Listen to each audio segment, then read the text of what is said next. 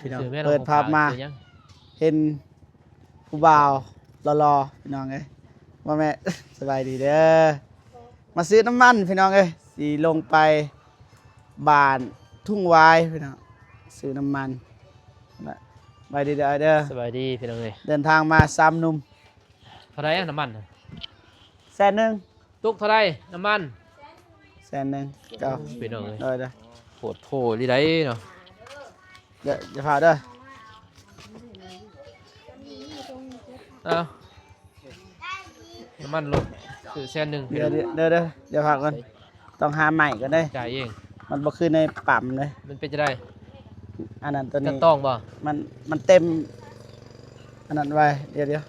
หายังใส่มันจะเย็นเลย ใจเย็นเด้อ โอ้ยได้เนาะน้ำ เอาทอกรถบาทเดียว บ่เหี่ยอยู่บ่ บ่ ใส่จ่อยมาจ่อย ช่วยก็ได้ นะมีจ่อยหุ่นวายอยู่ว่ะเนี่ยโอ้ยเนาะ ระดับรถใหญ่แต่ว่าเติมน้ำมันเอาบ่ได้ไปทางท่าแตกพี่น้องเพราะว่า โคตรโป้ ทาง ได้เนาะ อานงกับโบเมกก็มาหาอยู่นี่เลยเฮาก็สิเติมอยู่นี่เลย เพราะว่าน้ำมันมันเบิดเด้เสียดน่ะได้พอได้แก้ไขไปทงวายได้พี่น้องไงซอยกันครับนี่ใส่บุญตัวจริงนี่ ซอยกัน ปกตินี่เด็กปั๊มนี่เติมคนเดียวเด้แต่ว่านี่เติม2 คน เฮ็ดจังได๋เนาะตอนนั้นบ่าวน้องซื้อนี่80,000พี่น้องเต็มเลยแต่เดี๋ยวนี้100,000แล้วเนาะ ส่วนหนึง 100,000 200,000ก็ แต่ ซื้อ ก่อน แล้ว 60,000แต่ก่อน 60เนาะ ได้ มันบ่มีเฮ็ดจังได๋บ่ได้พ่นน้ำติเนาะ จบเลย แต่พ่นน้ำนี่เด้อเนาะหยาดอยู่เด้พี่น้องเอ้ย โอเคได้แล้ว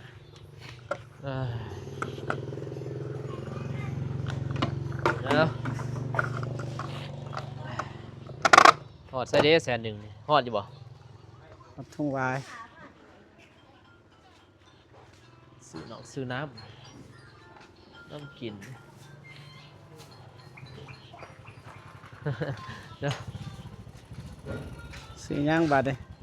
ซื้อไปพาเข้าให้แล้ว มีนะฟังมาตอนบ่เบาเจ็บนี่ติดหนี่ก่อนมื้อนี้ เอาซื้อแม่ซื้อ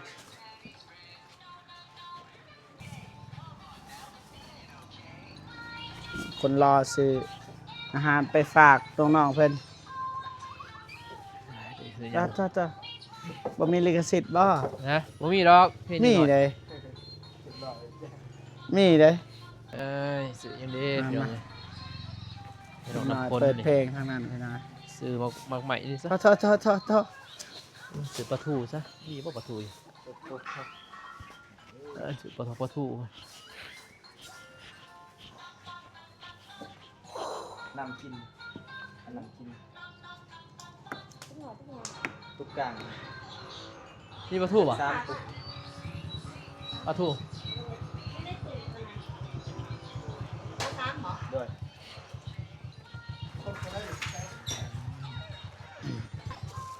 กราบทักทายสบายดีและสวัสดีพ่อแม่พี่น้องเบิดสุขุคนพี่น้องเนาะเป็นยินดีต้อนรับเข้าสู่2บาร์คลิปเซนแนลคือเก่าคือเดิมพี่น้องไงความหมายของเฮาก็คือเฮาสิเดินทางไปทุ่งวายพี่น้องไปหาน้องน้ำฝนทางบ่เจ็บก็แต่มื้อนั้นได้เข้าไปนำบ่เตียงพี่น้องแต่ยังบ่ทันได้เข้าไปเบิ่งเทื่อพี่น้องแต่ว่ามื้อนี้ก็สิหาโอกาสไปเบิ่งพี่น้องไงปลาตัวนี้ทางไอ้น้องเพิ่นซื้อปลาทู บ่มีแล้ว อันนี้แม่นทางนั้นน่ากินดิบน่ากินสุกกินได้เลย เอาไว้โดนแน่ตอนนี้ เรียบร้อยแล้วเปล่า เท่าไหร่ ขอบคุณครับอ่อนๆแบบนี้เบาเจ็บ กินน้ำเย็นบ่โอ้ยบวยเลยขอบใจ เช้าเย็น ไป เนี่ย แล้วเบิดได้บ่ เนาะ แล้วเบิดได้บ่ไปแล้วเบิดให้จ่ายค่าน้ำมัน จ่ายแล้วหนึง ให้จ่าย จ่ายเลยดิ ไอ้ายจ่ายหรือเปล่า เออ เราจ่ายเลย จ่ายแล้ว โธ่ จ่ายแล้ว ขอบคุณหลายๆเด้อไอ้ายเด้อ ไป ขอบคุณหลายๆครับ ไปพี่น้องเดินทางไปต่อบัด ห่อ นี้ นโอ้พี่น้องเอ้ยห่อนเลยดิ ไปพี่น้องเอ้ยเจ้า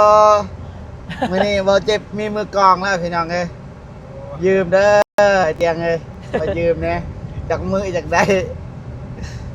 ตอนนายบ่อยู่ก็แบบนี้แหละพี่น้องเอ้ยยืมก่อน คือสูงแท้นอนนี่น้องเมย์นี่นะสูงเลย ปั๊บ นะเออ ใช่ไป คือนะ เดินทางไปไสบัดนี้ทีมงานเฮา ทงไว้ทงไว้พี่น้องเอ้ย ทงหวายเนาะ เออ ไปหาน้องน้ำฝนไปหาไผ น้องน้ำพ้นนี่แหละ น้ำฝน อัปเดตเบิ่งแล้วก็สิถามทางบ่เจ็บน้ำแน่จังได๋ไปถาม ถาม ไป ได้ เรื่ เล อย งตอกนี่แหละมีหยังแน่นะ ไปเบิ่งน้ำกันนั่นแหละเพราะว่าเฮาก็ลืมบางทีก็ไม่เสียเด้ ไม่เสีย ไม่เสีย เสียนำบ่ อ๋อ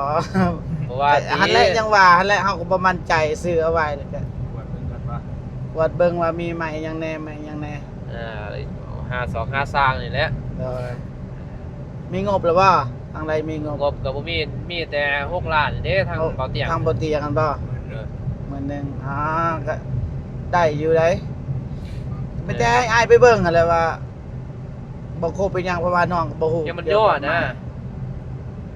อ๋อสิได้ย่อน่ะย่อเพี้ยวย่อขึ้นคือกันน้องห่านนั่นแหละ แม่น ไม่ย่อได้นะว่าเจ้าสร้างสิมีสร้างสิใส่มาทำสร้างก่อน สำยอเนาะไอ้แดงเด้ ไอ้แดงบ่เบิ่งก่อนถามมันก่อนเพราะว่าเฮานี่เฮาไปถามซื่อๆนะพอปีหน้าหลังปีใหม่ไปแล้วสิได้เฮ็ดก็ อ๋อ เพราะว่านี่มันก็ฮอดปีใหม่แล้วพี่น้องเอ้ยมีแต่เฮาสิไปทอกถามแล้วก็ไปเบิ่งใหม่ตอกมีหยังในถ้าบ่พอก็ซื้อใหม่อะนะซื้อตัวใดมันตัวสิย่อได้นั่นแหละ มาโดยเนาะ ตามเบิ่งไอ้แดงแน่ว่าเพิ่นสิเฮ็ดได้บ่เพราะไอ้น้อยเพิ่นสร้างน้อยเพิ่นได้อยู่เนาะน้องเมฆ โดย อยู่พุ่นกะเพราะว่าเพิ่นก็มีคนเผาอยู่แหละเพิ่นก็น่าจะเฮ็ดได้อยู่ที่ตามไอ้แดงเบิ่งก่อนว่านุ่งก็เป็นครั้งแรกพี่น้องเนาะขี่รถเบาเจ็บ ครั้งแรกวะ แม่นและมื้อนั้นก็ จ้า ขี่กับ จ้า เบาเตียงซื้อๆกะ อ่า แต่ว่าขี่นำเบาเจ็บครับนี่ครั้งแรกเลย ครั้งแรกเลย ว่า เออน อนบ่หลับเลยเนาะ จากแรกก็บ่ หมอคันนอนที่นี่บ่หลับต้องช่วยเบิ่งเส้นทางนำกัน โอ้มันงงแงกอยู่นะพี่น้องย่าน เบิ่งมาเบิ่งหยัง เบิ่งได้มาเลย มาเบิ่งเด้ เออ ไอ้วงมันน่ะนอนหน้าอายบ่เด้ไอ้นอนบ่หลับ แล้วก็เย็นอยู่พี่น้องเอ้ย แต่เบาตูนนี่สบายขี่รถนอน เออเสื้อแล้วเนาะ เรานอนเคยขี่เลยเด้ เสียเกิน ทำใจไว้ก่อนนะ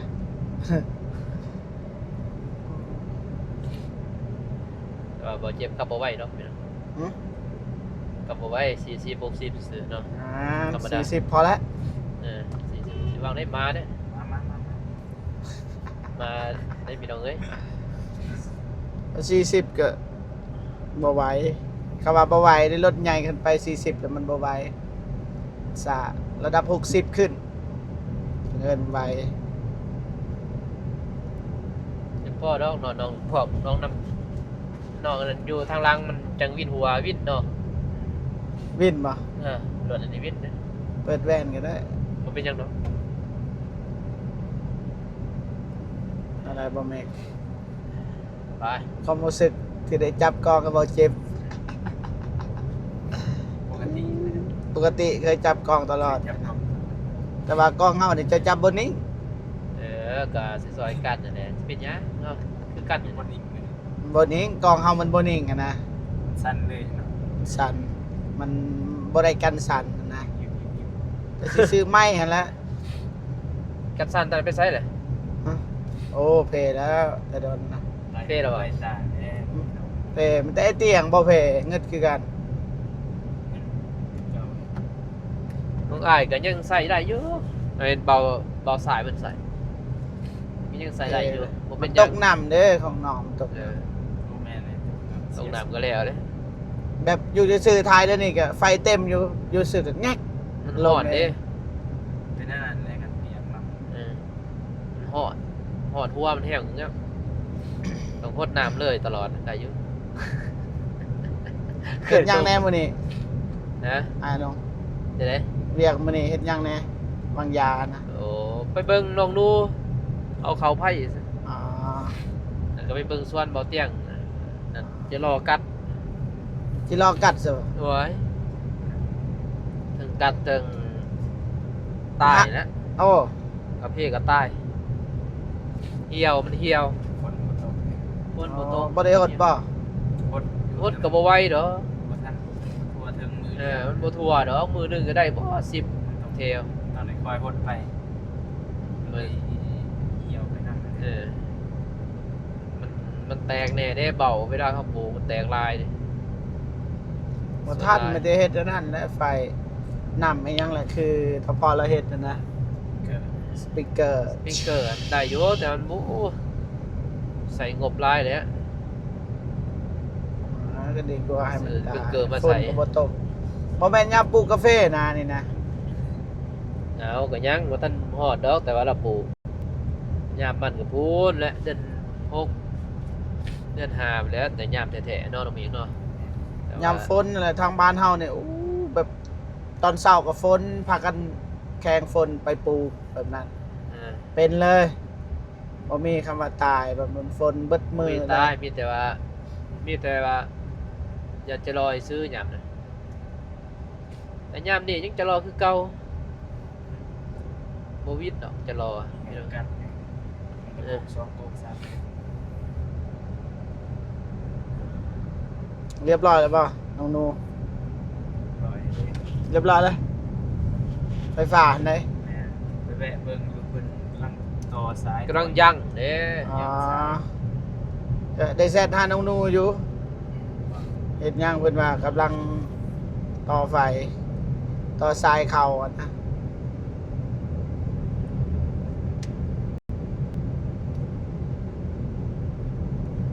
ไป เพราะว่ามัน เฮ็ดคนเดียวแล้วเด้สร้างไฟฟ้ามื้อนี้จังแลจังบ่แล้วค่ำบ่จัก ครับอยู่ สั่นกระดอกกระดาน มื้อนี้วันหยังมื้อนี้ ทิศ วันอาทิตย์ใช่ว่า ไกล ใช่ว่าวันจันทร์ มันบ่ทันกลับเด้มันค่ำนอนอีกนอน อ๋อ นี่มื้ออื่นได้ไป ถ้าสิส่วนบ่เมฆไปนอนนำกันน่ะมันก็บ่ได้เฮาบ่มีบ่อนนอน มันจะไปนอนบ้านพักนั่นแหละ เดี๋ยวเป็นหยังนอนหมู่เก่านี่ บ่นอนน่ะบ่มีนอนในเต็นท์บ่อยากคักปานใดนะป่าบ่เมฆนอน ใช้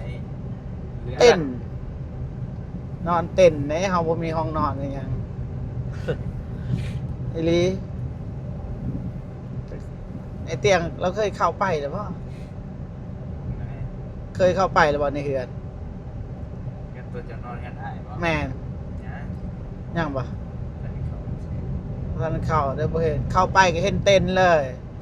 เครื่องอันและกองไว้อยู่หั่นแหละสกปรกมันจะเมื่อนอนอย่างเดียวบ่ค่อยได้เมื่อเฮือนเอาพี่น้องนะคือจังซี่แหละเฮาก็พากันไปกลางคืนมากก็เมื่อนอนบางทีก็นอนบ้านพักบางทีก็สินอนห้องบ่เมฆเจาก็เซาแบบซองเตียงซะพอได้เข้าไปนอนนี่ยังมีน้ำมองน้ำบุญ ก็ได้ หืม ค่าสำคัญ ราคาสำคัญแสนหาเนี่ย ยังดีเลยอีกมื้ออื่นนี่บ่มีแล้วแสน บ่มีแล้วเนาะ บ่มี200,000ครับ เดี๋ยวนี้ยังมีเนาะแซ่หา มีแสนหา ใช่บ่ แสนสาวก็มี เออ ใช้เห็นซะ อยู่หันแหละ ที่ว่า แสนสาวแต่ว่ามันนอนบ่ได้ พัดลมบ่ บ่อยากคักกันแหละมันห้องเก่าเพื่อนเก่าอะนะ เก่าก็ยากเนาะพัดลมมันแย่มี โอ้คักปานในห้องกระยานแน่และเสียวๆแน่แล้ว บางทีมีคนแบบเสียชีวิตอีหยังเพื่อนเก่าเฮาย่านเนี่ยถ้ามันบ่งามมันเฮาก็ย่านนะตาอยู่เด้อ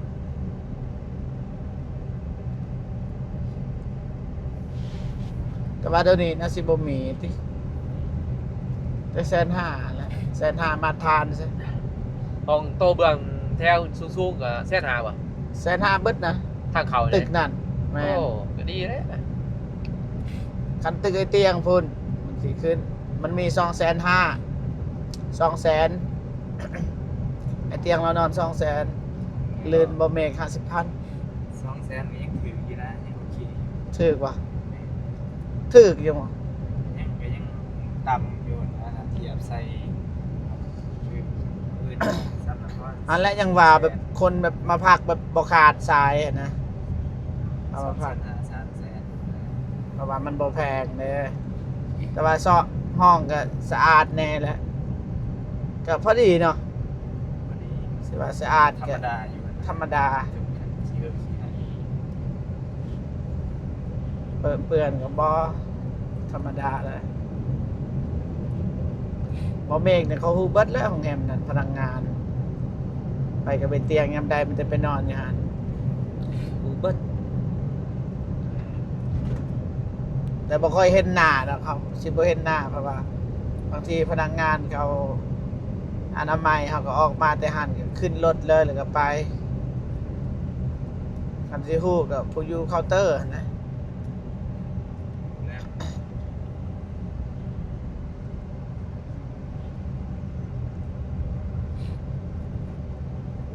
เดินทางแบบ ถือว่าการมือนั่นแหละ ครั้งแรกคงบ่เมกเดินทางไปแบบ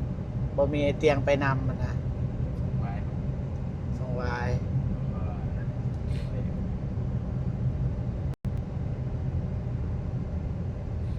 เงินนี่ไอ้เตียงละภาคนั้นบ่เมกบ่ แม่ เห็นในคลิปอยู่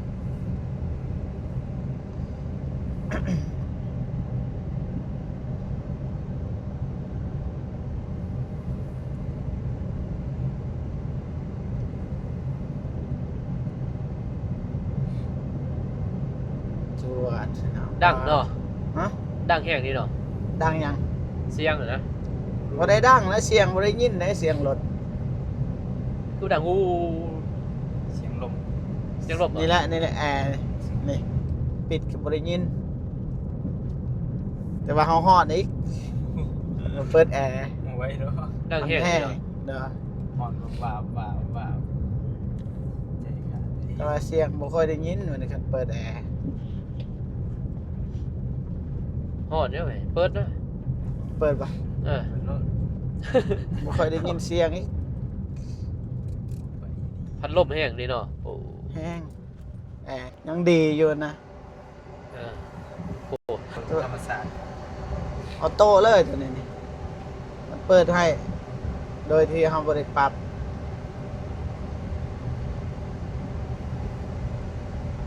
ลมก็ว่าโทษ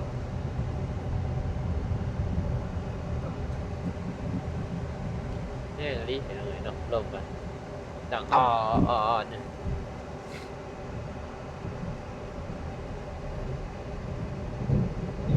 ตรม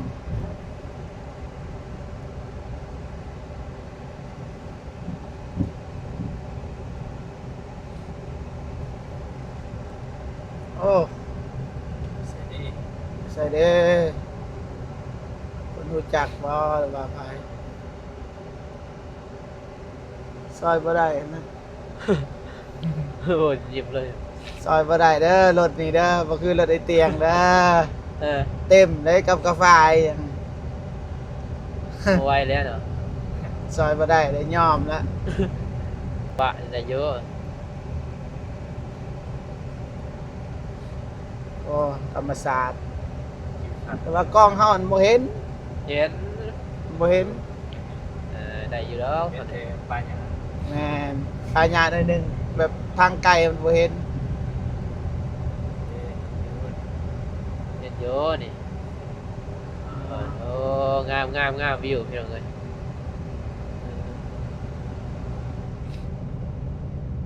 ป่าเขา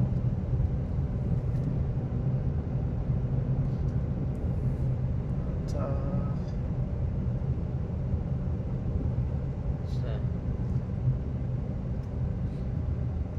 อยู่ปากซองความหอนนอนมีเนาะอ๋อ ฮอนน่าจะใช้ก็ฮอนนะในรอบหลายปีได้มันฮอนแบบนี้ได้มันบ่เคยฮอนได้ถ้าแต่งเฮาแต่ว่าช่วงนี้มันฮอนคือกัน แต่ละปีบ่ได้ฮอนเด้ยามแรงอีกคาดนับน้ำ เนี่ย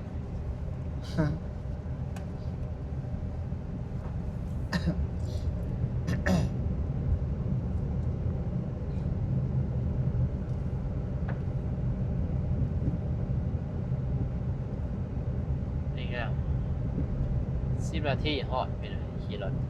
จักนาที ไม่ได้เศร้านะฮอดนี่ไม่ได้งามก็10 นาทีฮอดแล่นรถเราเจ็บแหลนไว้ ไอ้ เติ เตียง ม บ่ฮอด นะ ไอ้เตียง 5 นาทีเหรอ 5 นาทีแบบขาดครึ่งแล้วนะพี่น้องไงไอ้เตียงเรา5 นาทีเฮา10ถ้าเรา10เฮา20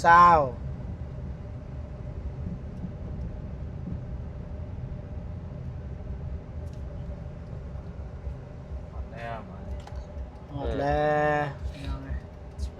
เพื่อนพอบานเซฟดอง เออ ๆตู่คักแท้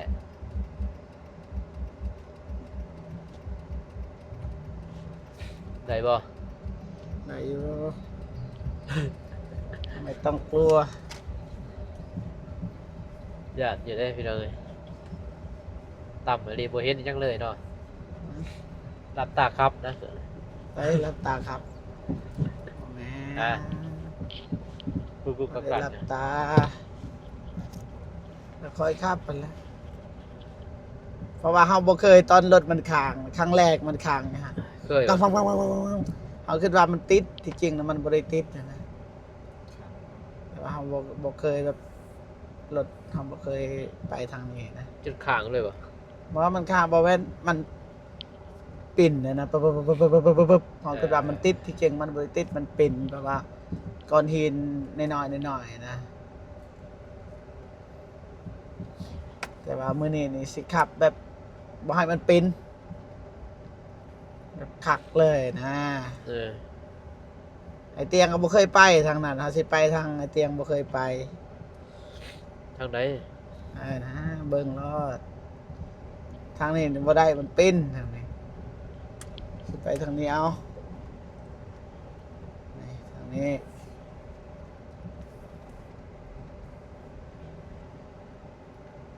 นี่มันปิ้นนี่ครับทางนี้ตุ๊บๆได้เริ่มแล้วนั่นเด้กรุบ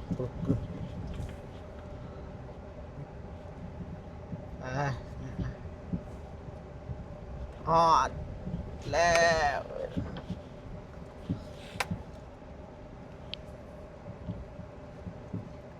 เด้เห็นเรือนน้องฮาน เออ ฮานน้องสา พี่ฮอดพี่น้องเอ้ย ว่ะพี่น้องฮอดบัดนี้มันแต่ว่าทางทีมงานเฮาก็สิลงไปหาน้องน้ำฝนบัดนี้พี่น้องนะไป เฮ้ย เฮ็ดบานนี่ คิงแวบอันนี้มันดักเด้ดักมันลบมันน่ะ อ๋อบ่เป็นหยัง มันดักเด้เดี๋ยวมันดักเบิ่งนั่นเด้ ไปหาน้องเพิ่นก่อนพี่น้อง โอเคผมพี่น้องเบาเจ็บก็สิจบคลิปก่อนนะจังได๋ก็ขอบอกขอบใจขอบคุณขอบคุณ FC ทุกท่านที่เข้ามาให้กำลังใจ ตลอดมาพี่น้องเนาะเจอกันคลิปหน้าพี่น้องสำหรับคลิปนี้สบายดีเด้อไปบ๊ายบายบาย